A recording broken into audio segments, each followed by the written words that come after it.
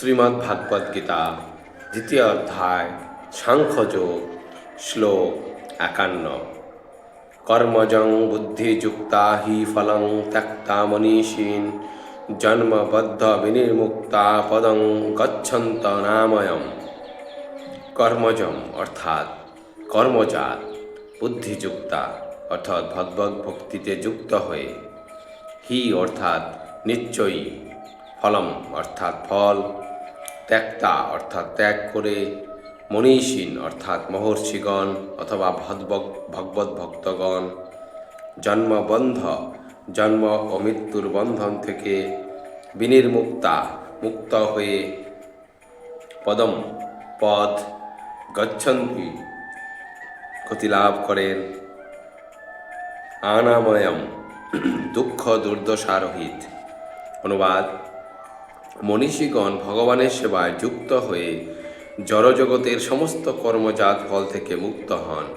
এভাবে তারা জন্ম ও মৃত্যুর বন্ধন থেকে মুক্ত হয়ে সমস্ত দুঃখ দুর্দশার অতীত মুক্ত অবস্থা লাভ করেন।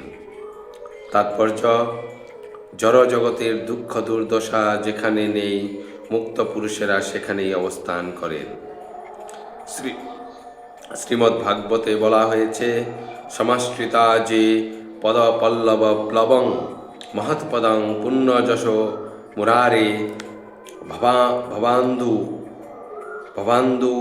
ধীর্বৎ সপদং পরং পদং পদং পদং যদ্দি পদাং ন তেষাম।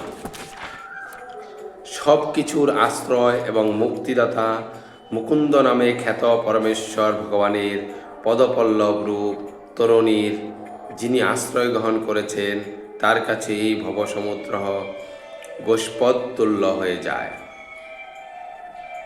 পরং পদ অর্থাৎ যেখানে জড়জাগতিক ক্লেশ নেই বা বৈকুণ্ঠই তার গন্তব্যস্থল, প্রতি পদক্ষেপে বিপদসংকুল জগতে তিনি আর আবদ্ধ থাকেন না।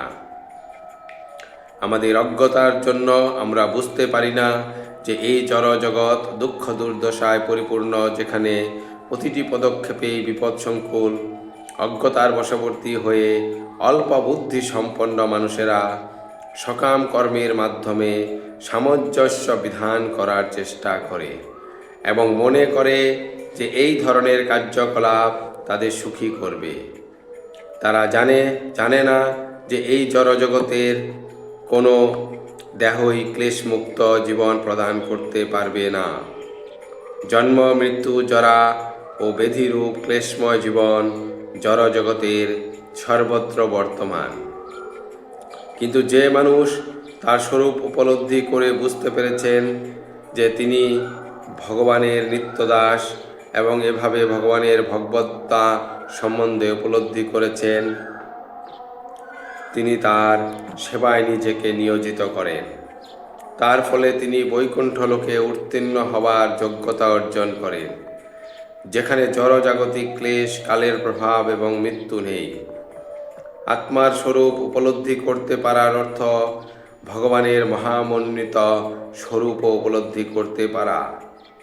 ভ্রান্তিবশত যে মানুষ মনে করে ভগবান ও জীব একই স্তরে অবস্থিত, সে অজ্ঞানের অন্ধকারে আচ্ছন্ন এবং তার পক্ষে ভক্তি সহকারে ভগবানের সেবায় নিয়োজিত হওয়া কখনোই সম্ভব নয়।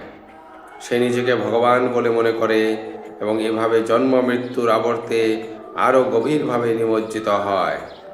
কিন্তু যিনি বুঝতে পেরেছেন যে সেবা করাই তার পরম কর্তব্য, তিনি নিজেকে ভগবানের সেবায় নিয়োজিত করার মাধ্যমে অবিলম্বে বৈকুণ্ঠ লোকে উত্তীর্ণ হবার যোগ্যতা অর্জন করেন।